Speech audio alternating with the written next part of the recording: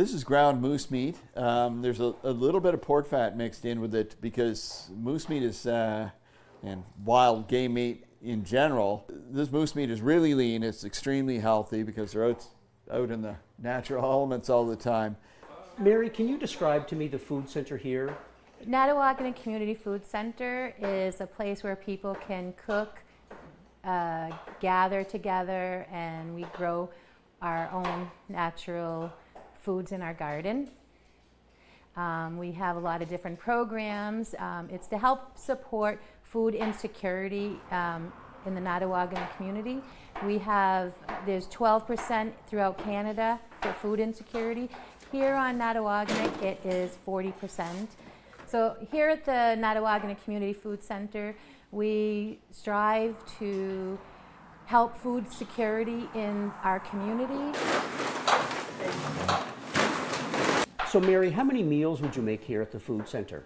We average about 120 meals on any Monday or Wednesday evening from 5 to 6 p.m. You have plenty of staff here and volunteers at the food center. Can you explain to me how the process works? Yes, through Community Food Centers Canada out of Toronto, they're our backbone where they help establish this food center. We are the first community food center on reserve to have a food bank and drop-in meals and all the programs. So with the staff, we were able to hire 2 full-time staff, which is myself as the manager, and we have Jeff for the land-based programmer. We also have Chef Brian Matheson from Mindful of Food. He helps with the drop-in meals. So this is the moose meat and gravy. We'd sauteed mushrooms and onions. I made a tea with fresh herbs with sage, thyme, and rosemary. Tell me about the meal you're making today. So we're doing a ground moose meat meal today with vegetables, serving it over mashed potatoes, mixed in a bit of a gravy, and this is just the kind of rustic sort of meal that we do here.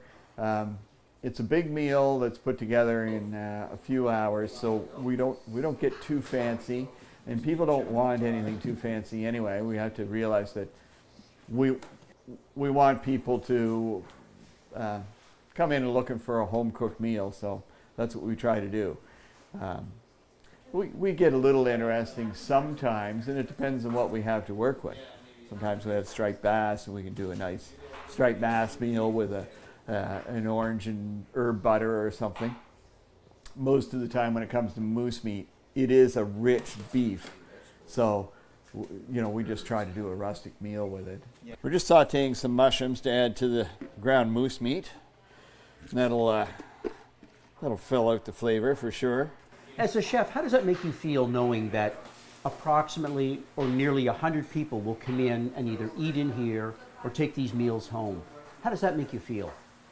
Yeah, it makes me feel great. I'm a chef. The primary enjoyment I get out of being a chef is feeding people a meal that they enjoy. The way you feel at the end of a satisfying meal is, it's a primary part of the human condition, right? Brian has been with this organization since day one. He helps with the Fresh for Less. He helps with fresh foods. He teaches us all how to eat with fruits and vegetables and seasonings.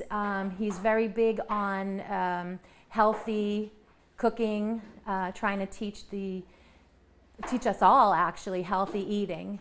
We also have a garden tower with fresh herbs, which he uses that for the drop-in meals also. This is our hydroponic tower. You can grow, we've got herbs in here. There's chard, basil, and a little red chard in the back here. And we also have Melissa, Mind Your Food facilitator. She works with the youth from 13 to 19-year-olds, teaching them cultural arts and crafts and foods, mental health. She does a lot with mental health with the students.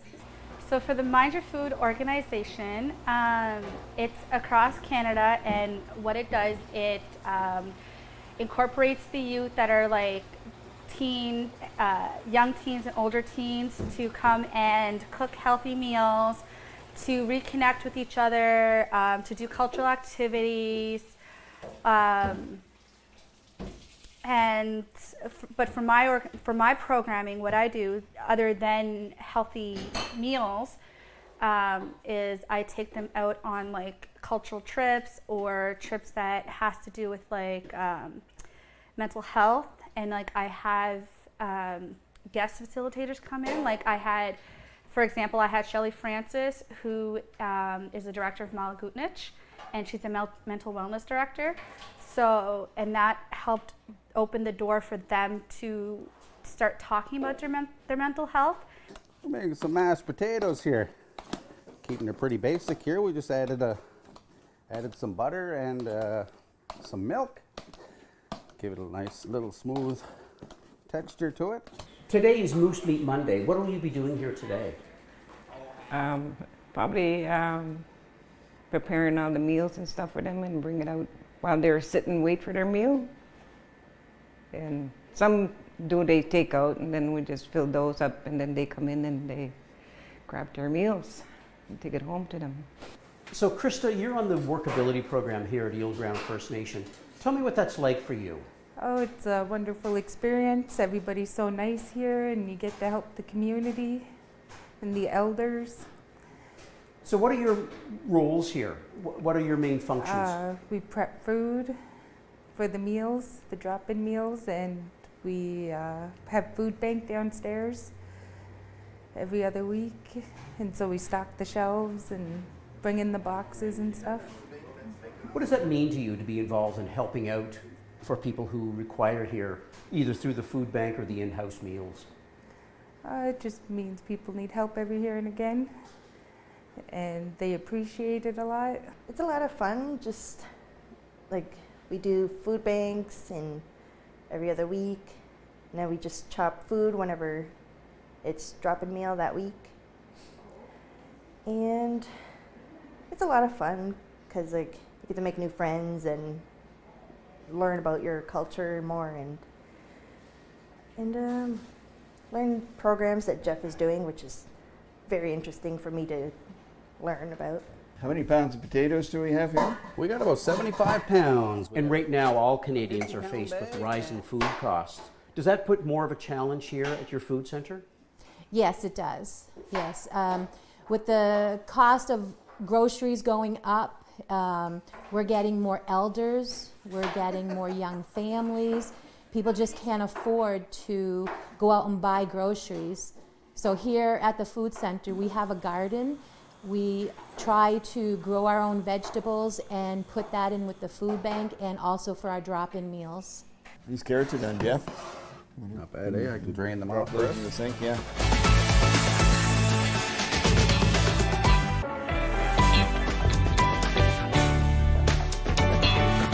Got apple juice, orange juice, 5 cases of milk, we need a case of eggs, tomatoes, red, yellow, orange bell peppers. In addition to the meals, you also have a food bank here. Can you talk a little more about the food bank? Yes, we have the food bank every other Tuesday from 1 to 4, and we also have it Wednesday morning from 9 to 12. We have, from what I hear, we have the most healthiest, freshest fruit in all the area due to Morris Wholesale supplying us with the fresh fruit and vegetables. The numbers have tripled since I've been here in 2 years. We get a lot of elders, children, so we try to make sure that people have enough protein. They have enough vegetables, milk, eggs. What sort of help has Morris Wholesale provided over the years? We just transferred over recently, actually, to Morris Wholesale, and it's a local community in Miramichi, so we can get our foods local from them. They will do the deliveries as we need it. We do 1 week with produce, which is fruit, vegetables, and dairy, and that gets us ready for our food bank, which is tomorrow. And on the opposite week, we'll do canned goods, paper goods. That way we can stockpile in our back closet there. That's the orange juice, mushrooms, Talk to me about the food bank. How does it operate here? Yes, this food bank, it's a great food bank too. There, we're told by many different people there that the selection that we have here for the canned goods and fresh produce, and our fresh produce is our big thing right now. We got a very good variety of fresh produce. It's pretty well like what you would see in your everyday grocery store. So we got lots of fresh stuff here, and it really benefits a lot of the community members here, and they really enjoy the selection they do get here, as we are partnered with other people here, and they're a great help too as well. Like, and we get our different bread products and other dry goods and frozen goods too as well.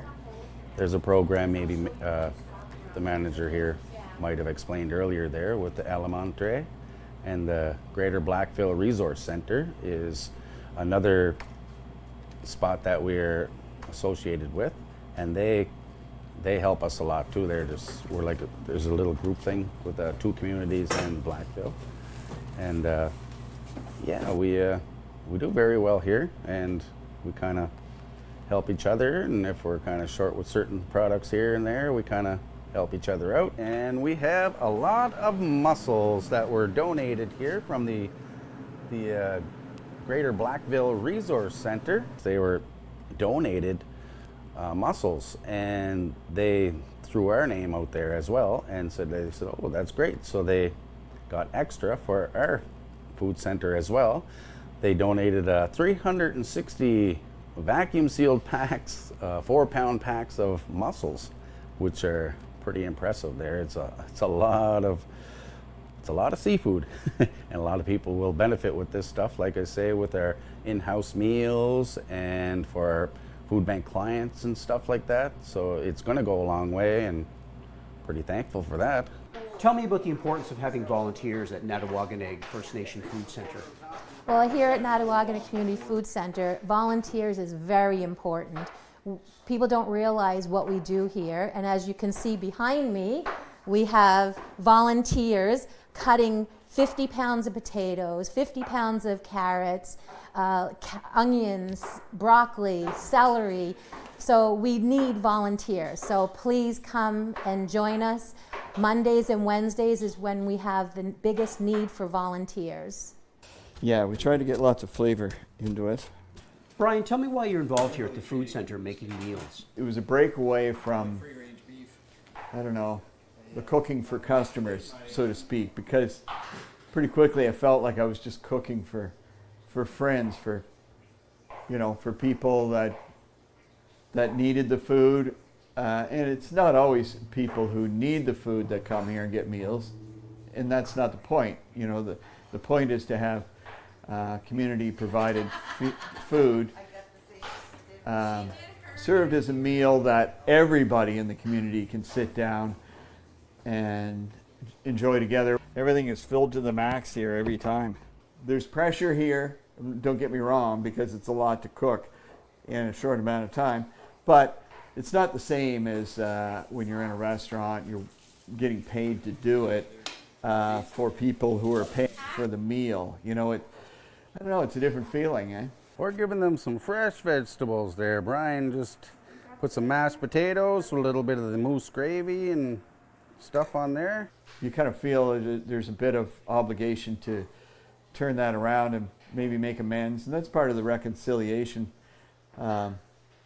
aspect to my being here, I guess.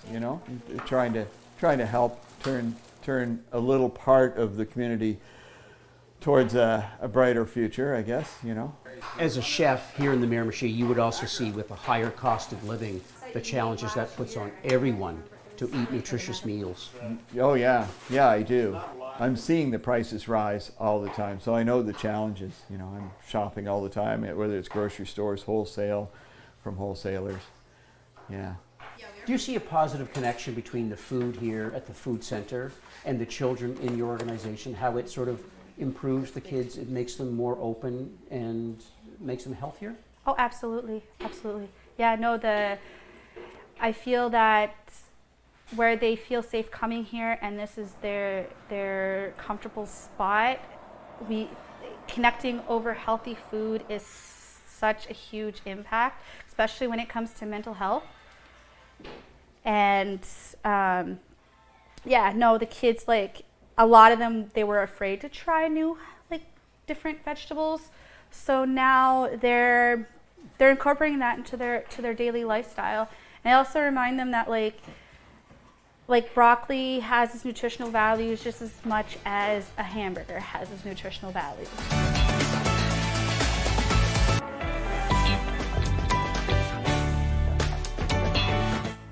This ramp was built last summer. We needed to make sure everything was wheelchair accessible. Mary, can you tell me a little bit more how the funding process works here at Natawaganeg?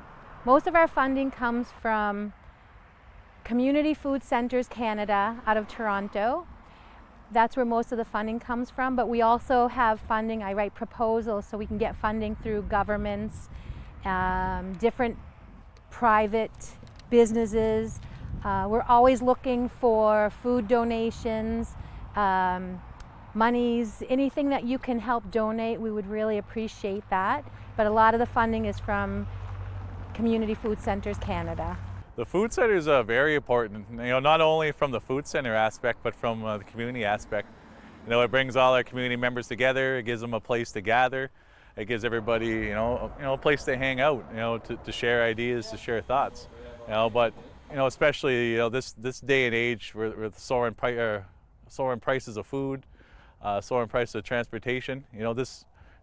People without transportation have a place to go. They can grab their produce here. They can grab their meats here, and multiple times throughout the week, there's fresh hot meals available to members. So now it's been a great spot for our community. The latest addition here at Natawaganeg First Nation is you have a brand new greenhouse. Tell me about that. Yes, when I started, we had the vegetables growing inside and then bringing them outside, and we had issues with early frost or late frost. So I thought maybe I should get a greenhouse, get some funding for a greenhouse. The greenhouse project was made possible thanks to a $94,000 investment funded by the Government of Canada's Community Service Recovery Fund. It allows us to plant our seeds and grow our vegetables outside a little bit earlier and a little bit longer, so that way there we can utilize our food for the food bank and for our drop-in meals. So here we have some onions, broccoli, lettuce, squash, a couple different kinds of squash. We got spaghetti squash and butternut. Back here we got the radish. So the greenhouse right now, we're actually doing, we're putting the beds together. So the type of technique that we're using for the beds is actually called like a Hugel culture. It comes from like the German kind of side, and it basically enriches the soil and makes it super fertile, and it's like a mound. So you build it up kind of like a mound. It starts with like wood and stuff, so that's pretty different. Has a lot to do with like carbon capture and just like a better way of gardening in a greenhouse. So that's pretty exciting, and it's my first time ever gardening in a greenhouse, so it's like a learning curve for me as well, but I'm pretty excited. What are some of the crops you'll be growing in the greenhouse this year? So we have lots. We have radish, beets, lettuce, broccoli. There's a ton. There's a ton here, squash. How important is it to have the greenhouse here at Natawaganeg First Nation? I think it's pretty important to have the greenhouse here. Just like I said, like the gardening and stuff, like food nowadays is pretty scarce. Like it's expensive. So if we can grow our own and incorporate that in the food banks and incorporate it in our meals that we make, on our drop-in meals Monday and Wednesdays, it's helpful. A delicious meal of moose and mashed potatoes and veggies and a roll. Okay, so today the drop-in meal is hamburger with mushroom onion gravy, potatoes, carrots, and broccoli, provided by Chef Brian Matheson and our full-time staff here. It starts from 5 to 6 p.m. We usually average about 120 people, and people come here to get to know their neighbors. People come here to have a great conversation, where some people on the road, you just kind of give the wave hi, you know. But here, people get to socialize, and they bring their kids and their grandchildren in, and it's a homey atmosphere. And I feel we've had more numbers, so that's showing that we're doing something right here. Thank you. Have a good day. Bye, Vera. Bye.